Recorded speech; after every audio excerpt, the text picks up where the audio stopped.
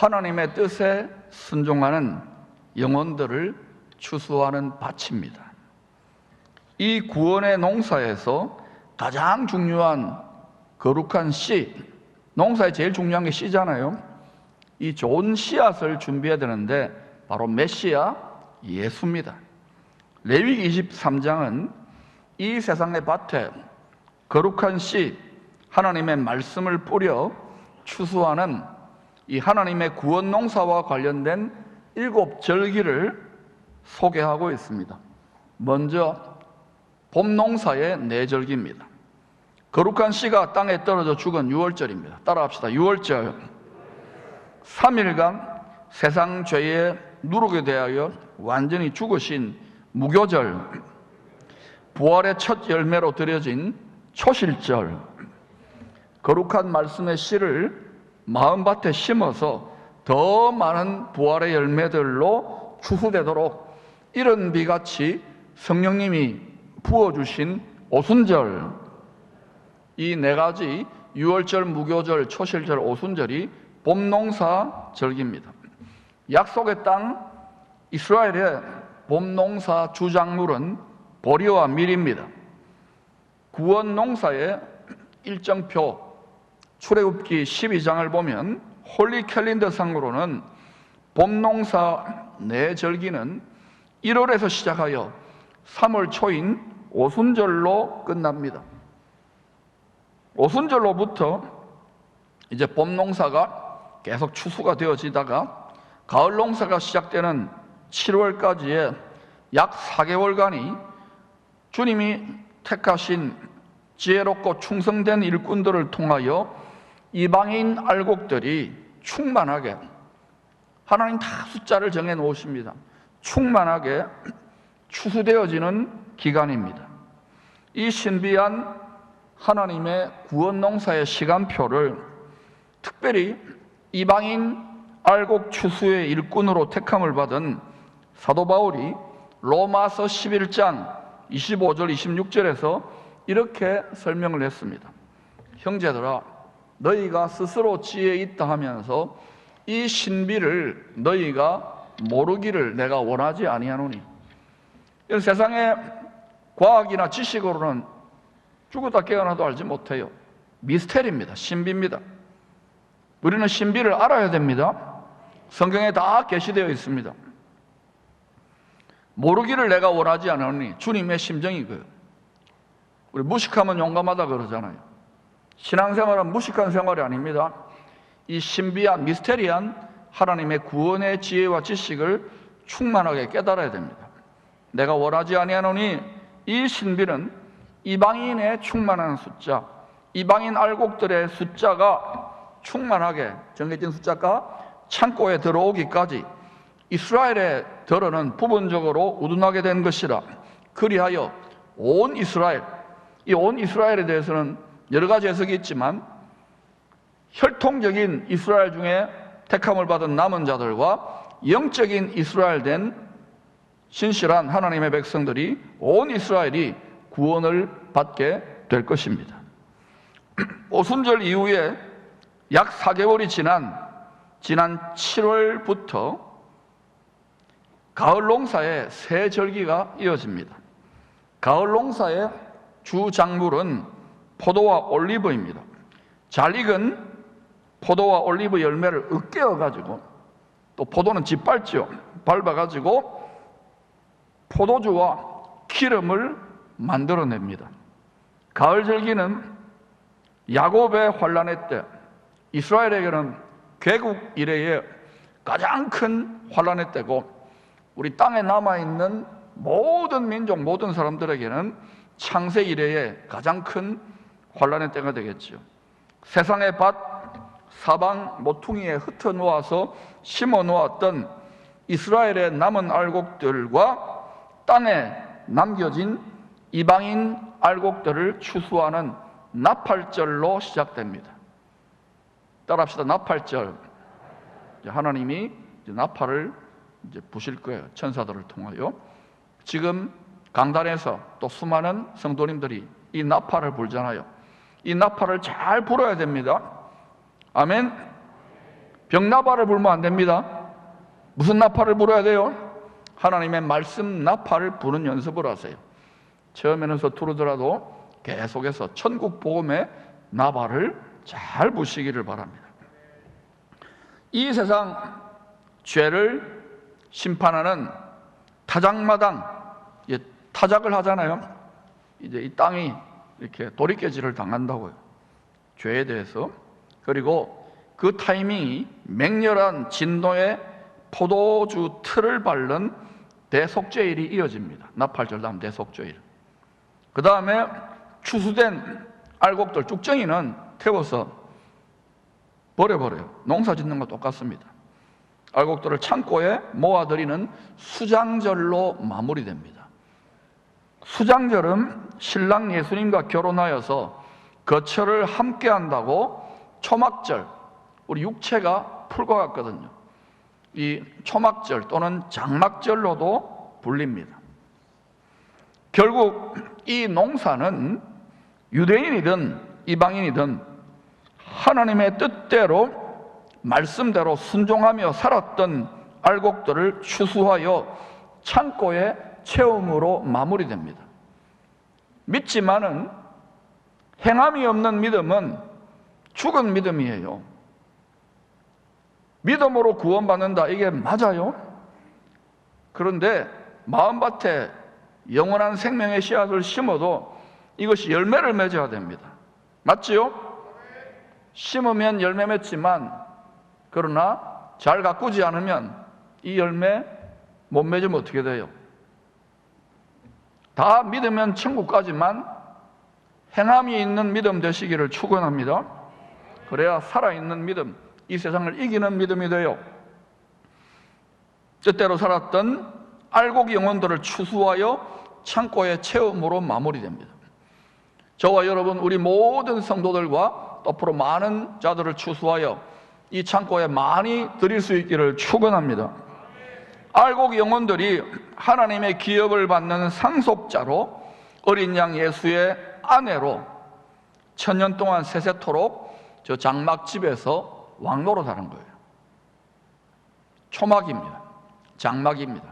그러나 나중에 우리는 영원한 하나님이 장막을 펼치시고 하나님이 성전이 되는 그곳에 영원토록 함께하게 될 줄로 믿습니다. 룻기는 사사시대 불순종의 징계로 인하여 땅에 큰 흉년이 들었을 때에 두 성도의 구원과 결혼 이야기를 담고 있습니다. 여러분, 이전 시대의 큰 흉년은 지금으로 말하면요, 경제적인 공황, 경제적인 위기, 이런 것입니다. 여러분, 이 땅이 고침받고 지금 우리가 얼마나 5천년 역사 속에 풍요롭습니까? 이 번영과 풍요를 잘 관리하려면 하나님의 복덩어리, 땅을 고칠 수 있는 권세를 가진 하나님의 이름으로 일컫는 백성들이 진실로 하나님의 뜻대로 회개하며 살아가는 것이 너무나도 중요합니다.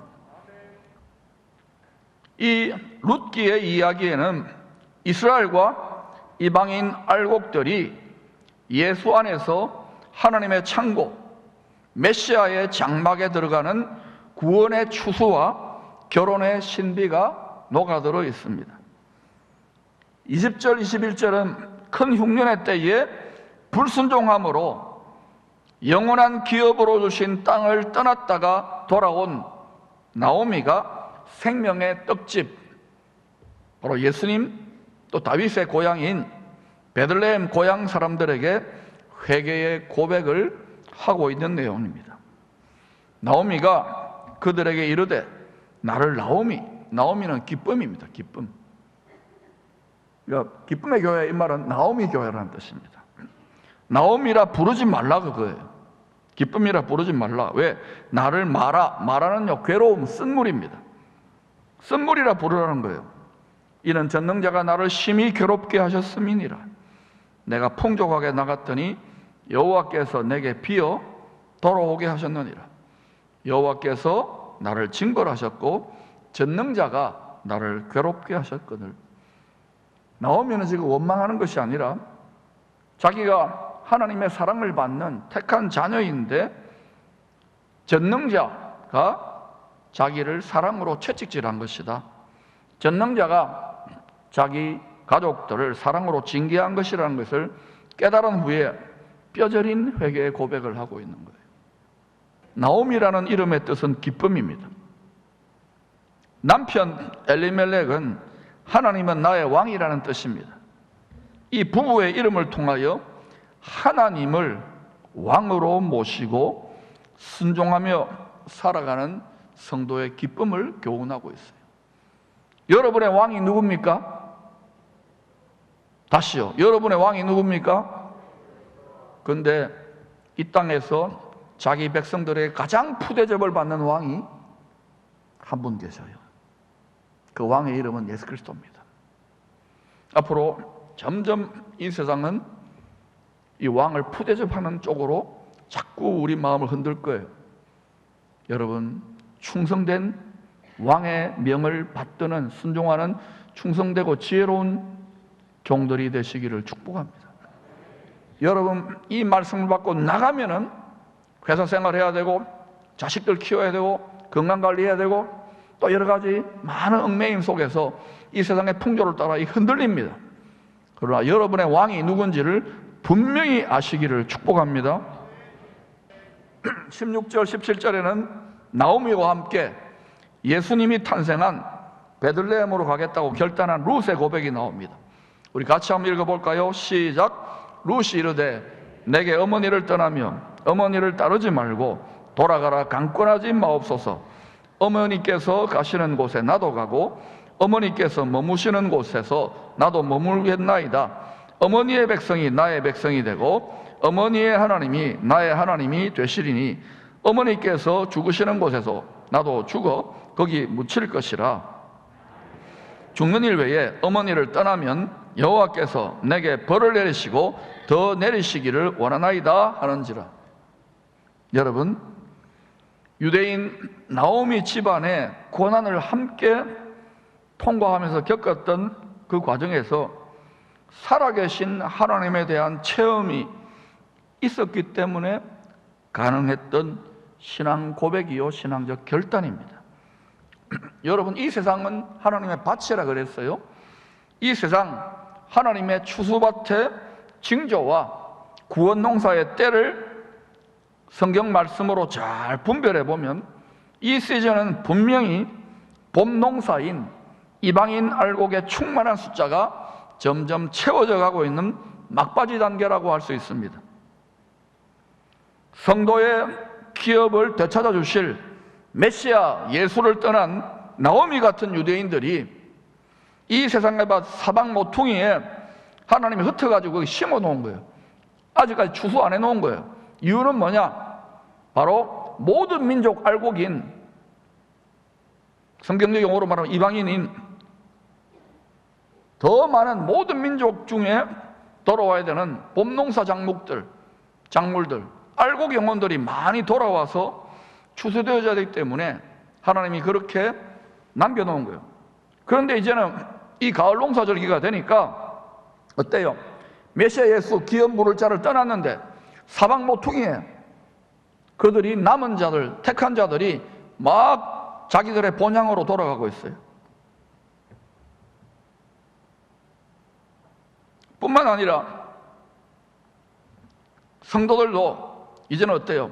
우리는 땅의 예루살렘으로 돌아가는 게 하늘의 예루살렘으로, 하늘의 알리야, 하늘의 본향으로 우리는 계속해서 나아가야 될 줄로 믿습니다.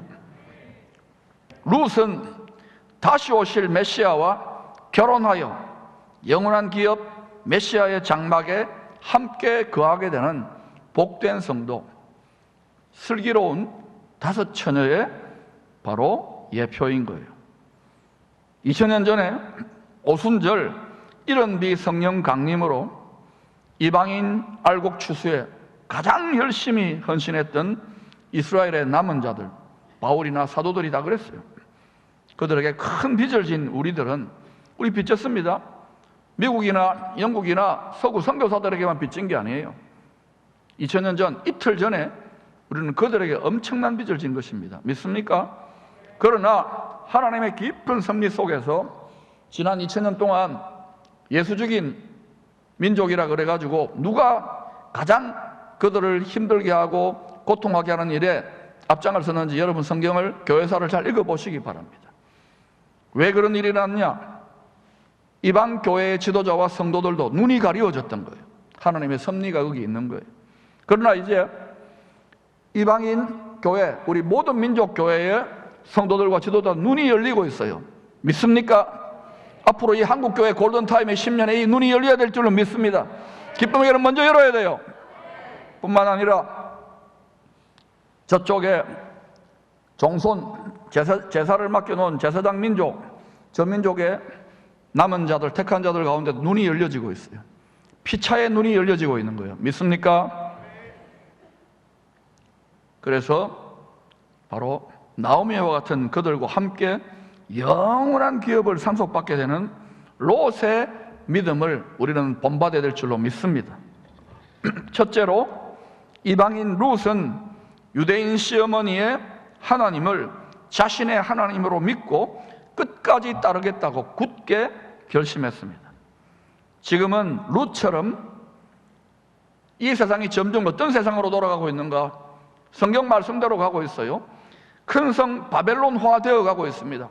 아직은 아니죠. 그러나 점점 여러분 이 가라지들이 나타나고 있어요. 큰 성 바벨론화 되어 갈 때에 그 세상 임금과 하늘의 영원한 기업인 새 예루살렘 성의 임금인 예수 그리스도의 사이에서 우리는 섬길 자를 분명하게 택해야 될 시즌에 진입한 것입니다. 여러분, 진실로 우리가 믿는 예수 그리스도를 분명하게 택해야 되는지를 하나님의 말씀과 성령을 통하여 여러분 마음을 굳게 확정하시기를 축원합니다. 그렇지 않으면 조금 이런저런 유혹이나 손해 때문에 그냥 팥죽 한 그릇에 신앙 다 버립니다. 그렇게 하지 마시기를 축원합니다. 두 번째, 롯은 기업을 회복해 주시는 예수님의 예표인 보아스의 밭에서 이삭 줍기를 하며 나오미를 섬겼습니다. 이삭은 떨어진 알곡들을 주었다는 거예요. 룻기 3장 23절 같이 읽어보십시다. 시작. 이에 룻이 보아스의 소녀들에게 가까이 있어서 보리추수와 밀추수를 마치기까지 이삭을 주우며 그의 시어머니와 함께 거주하니라. 보리추수와 밀추수가 마치는 시즌, 봄농사가 마무리되는 시즌까지 이삭을 주우며 그의 시어머니 나오미와 함께 거주하니라. 여러분, 지금 누가 가장 지혜로운 성도인가? 끝까지 믿음을 지켜야 될 줄로 믿습니다. 뿐만 아니라 롯처럼 이 세상의 추수밭에서 주인의 추수, 주인은 누굽니까? 하나님입니다.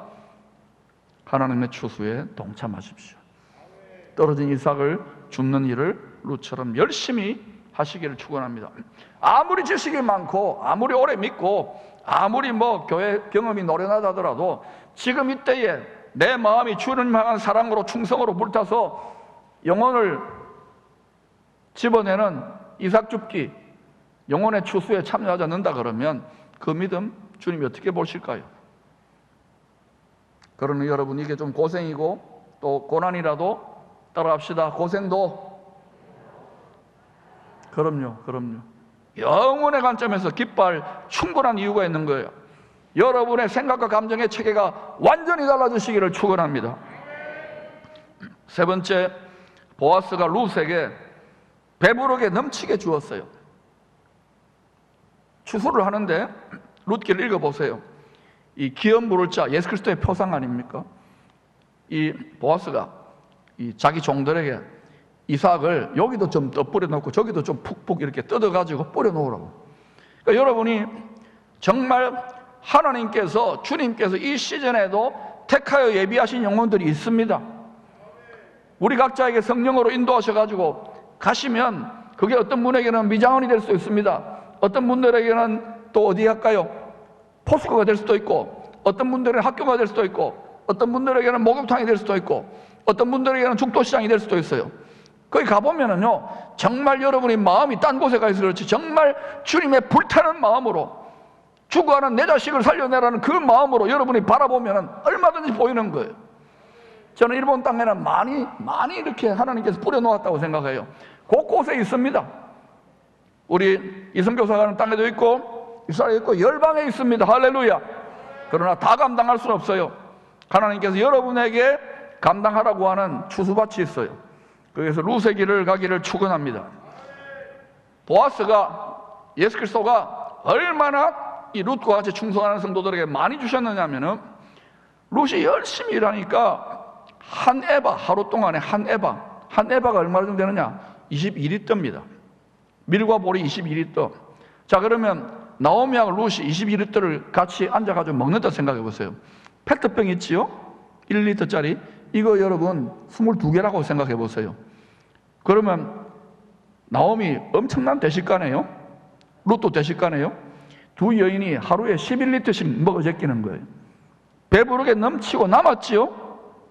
그럼요. 하나님은 차고 온대로 누르고 넘치도록 자신의 자식들에게 주시기를 원하는데 마음이 어디가 있습니까? 세상에 속지 마시기를 바랍니다.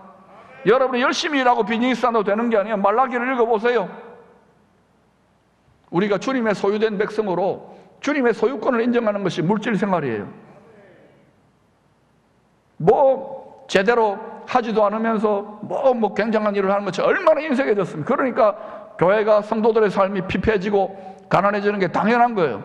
그러나 여러분 이 수치를 떠나보내기를 축원합니다. 말씀대로 살아보셔요. 처음에는 힘든 것 같지만 하나님의 테스트를 통과하시기를 바랍니다.